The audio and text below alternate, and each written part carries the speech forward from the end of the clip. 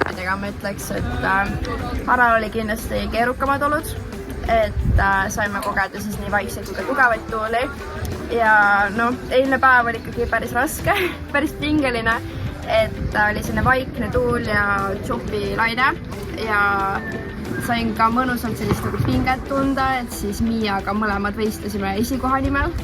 Aga lõppude lõpuks ikkagi kõik laabus, tulid täpselt need tulemused, mida ma arvasin ja täna sai siis mõnusalt kaalutada ja õnneks meil pandi Oskar ka üles, et saime tagant tulles kisseerida ja selline väga hea, väga hea võistlus.